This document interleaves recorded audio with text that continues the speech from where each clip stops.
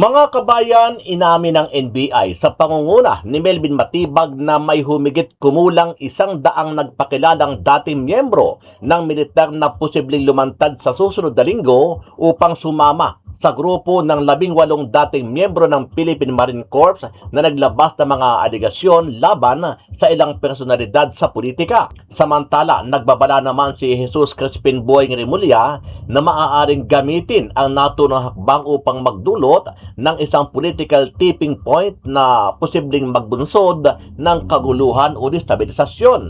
Ayon kay Remulla, may pangamba na ang sitwasyon ay maaaring magamit upang mag-udyok ng isang military uprising kung hindi ito maaagapan. Patuloy na minumonitor ng mga otoridad ang mga kaganapan kaugnay ng mga isyu. Matatandaan na ikinanta ng ilang ex-marine kung saan-saan sila nag-deliver ng mali-malitang pera. Huwag na nilang pagtakpan yung mga ginawa nilang anomalya tungkol sa pera na yan dahil lahat naman tayo alam natin yung totoo, lalo na sa amin. Saan napunta yung mga pera na halos mapuno ang bahay ni Kong Romualdez? Driver ako ni Boss Saldi. So ako yung laging isa na nagdi-deliver sa kanila. Siguro 3 beses sa isang linggo, dinadala namin yung mali-malitang pera doon sa bahay ni former Speaker Martin Romualdez. Nakapag-deliver din ako doon sa Aguado. Nakapag-deliver din ako doon sa bahay ni Stella Kimbo. Nakapag-deliver din po ako doon sa bahay ni former Senator Trillanes. Yun po yung participation ko bilang driver ni Kong Saldi ko. Samantala, matapos ang halos isang linggo mula ng unang sumiklab ang malawakang pag-atake sa gitnang silangan, tila ibinibida ni Pangulong Bongbong Marcos Jr. na naghahanda na ang pamahalaan sa posibleng epekto ng giyera sa ekonomiya ng Pilipinas. Ang Pilipinas at ang buong mundo ay kasalukuyan nakakaranas ng epekto ng giyera sa gitnang silangan. Ano ang gagawin ng pamahalaan? Naghahanda na po tayo. Ayon sa pamahalaan, kabilang sa mga pangunahing alalahanin ang pagtaas ng presyo ng langis at ang domino effect nito sa inflation at presyo ng mga bilihin. Ang gitnang silangan ay isa sa mga pangunahing pinanggagalingan ng supply ng langis sa buong mundo. Kaya anumang tensyon sa rehiyon ay agad na nararamdaman sa pandaigdigang merkado. Nauna nang nagbabala ang mga ahensya ng gobyerno na maaaring magkaroon ng pagtaas ng presyo ng gasolina at iba pang produktong petrolyo upang magpatuloy ang krisis. Sinabi ng Pangulo na kasalukuyang minumonitor ng pamahalaan ang sitwasyon at naghahanda na para sa worst case scenario sakaling lumala pa ang naturang sigalot. Upang mapagkalooban ang Pangulo ng pansamantalang kapangyarihan upang bawasan ang excise tax sa mga produktong petrolyo kung papalo ito sa $80 kada baril. Upang amyendahan ang Biofuels Act of 2006 upang magamit natin ang mas murang bioethanol para sa pagbababa ng presyo ng gasolina. At sa iba pang mga balita, nagpasaring si VP Sara Duterte sa kanyang mga kritiko. Sa isang pahayag, sinabi ng pangalawang Pangulo na paulit-ulit na ako nagsabi, hindi ako yung problema ng bayan. Ang problema ng bayan, korupsyon, kahirapan, kriminalidad, illegal na droga at kagutuman. Dagdag pa ng pangalawang Pangulo, ako ang problema ng makabayan, ng administrasyon ni BBM, ng asawa ni BBM, ni BBM mismo, ng anak ni BBM. Yan ang sinabi ng taong bayan ngayon. Bakit tayo nakatutok sa paghabol kay Inday Sara? Ito ang listahan ng mga problema ng bayan. Ito po, panoorin natin ang naging pahayag ni VP Sara Duterte. Mga kababayan, Assalamualaikum warahmatullahi wabarakatuh. Madayaw, umayong adlaw kaninyong tanan. Magandang araw sa inyo lahat. Marami sa atin ang nag-aalala. Patuloy ang pagtaas ng presyo ng mga pangunahing bilihin at kasabay ng pagtaas ng presyo ng langis, mas matindi ang magiging hirap. Binibilang ng mga magulang ang bawat piso at marami sa atin ang nag-aalala sa susunod na mangyayari. nais kong ipaalam sa inyo, hindi kayo nag-iisa. Tayong lahat ay dadaan sa paghihirap na ito. Mararamdaman natin lahat ang bigat ng pagtaas ng presyo, lalo na ng pagkain. Ngunit meron pa tayong magagawa bilang mamamayan at isang komunidad. At lalong merong kailangan gawin ang pamahalaan. Para sa ating mga lokal na pamahalaan, marami sa mga non-essential na mga aktibidad na gumagamit ng langis ang pwedeng ipagbawal muna, tulad ng parada sa festival. Bumuo ng komite para bantayan ang presyo ng bigas, mantika, pamasahe at iba pang pangunahing bilihin na apektado ng langis at bigyan ng maagang abiso ang mga mamimili at negosyante sa pagtaas ng presyo.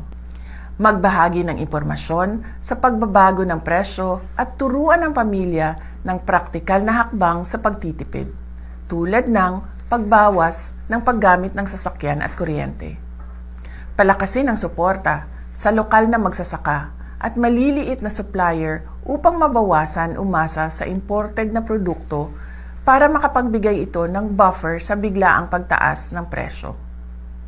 Magpalabas ng mga orders sa pagtitipid sa LGU na susundin ng lahat ng opisina kasama na ng barangay.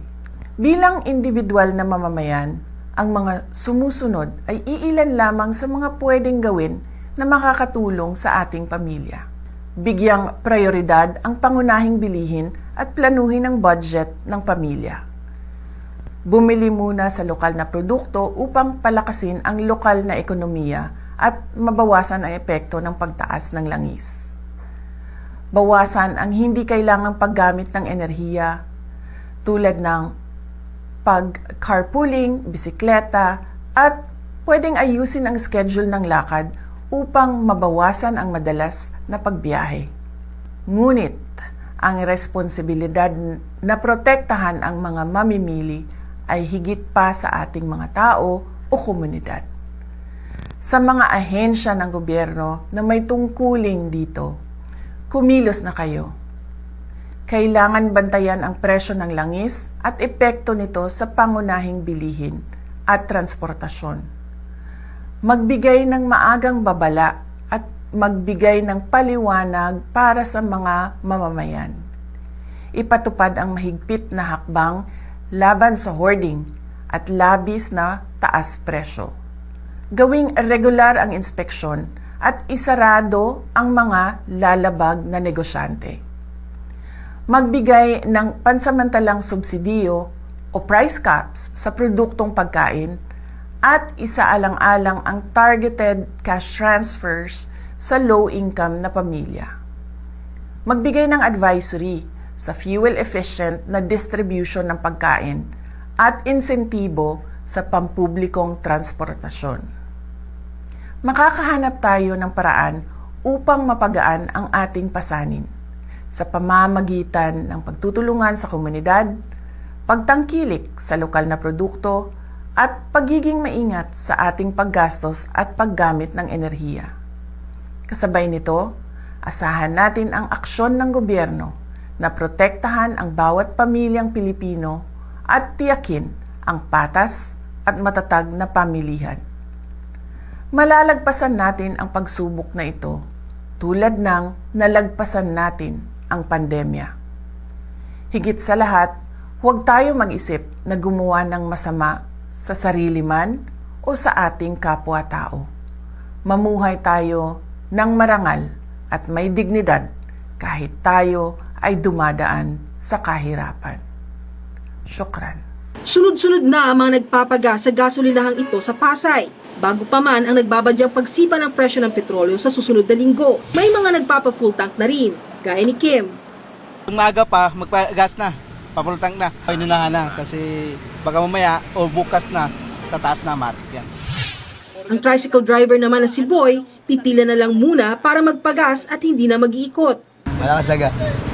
Kaya yun doon tayo unahan pag gano'n sa gas. Kailangan may pasahero lagi. Nagbabadyang tumaas ng 20 pesos kada litro ang presyo ng diesel, 10 piso naman sa gasolina. Sa Lunes pa i-aanunsyo ang mismong price increase dahil posible pang mabago ang presyo sa global market. Una nang nagbabala si US President Donald Trump na posibleng tumagal pa ng 5 linggo o mas mahaba pa ang pag-atake nila ng Israel sa Iran. Sabi ng Department of Energy, hindi yan dapat maliitin. Sa buong buwan kasi ng Marso ayon sa ahensya, posibleng umabot sa 80 pesos ang kada litro ng diesel, habang 70 pesos naman sa gasolina. Yung Ukraine-Russia, Mr. Chair, umabot to tayo ng mga 90 kasi. So, yun, ayoko mag-project, pero ito'y mas masama pa dun eh. Kasi dito, Middle East ang pinag-usapan. Sa ngayon, pumayag naman na raw ang karamihan sa mga oil company na gawing utay-utay ang pagpapatupad ng oil price high. Ayon pa sa DOE, kasya pa sa 50 araw o hanggang April 15 ang reserbang supply ng diesel at gasolina sa Pilipinas. Pero paano kung lumagpas sa 50 araw ang bakbakan sa Middle East? Magrarasyon po ba tayo at pipila tayo sa mga gasolinahan at meron na lang mga coupon na ibibigay sa atin na itong ang rasyon mo for 1 week. Ito ang ganito rasyon mo for 1 month. Meron po bang ganun possibility? Palagi ho talagang option na po yan. Nakalatag na ho yan sa contingency plan. Ngayon ho, bumibili pa ho tayo. So, meron hong mga, lahat ngayon ng oil companies nagtitender ho ng option. So, we're looking at by next week, malalaman ho. Si Pangulong Bongbong Marcos naman, nakikipag-usap na raw sa Kongreso para tugunan ang nagbabadyang krisis sa presyo ng petrolyo. Upang mapagkalooban ang Pangulo ng pansamantalang kapangyarihan upang bawasan ang excise tax sa mga produktong petrolyo kung papalo ito sa $80 kada baril. Upang amyendahan ang Biofuels Act of 2006 upang magamit natin ang mas murang bioethanol para sa pagbababa ng presyo ng gasolina.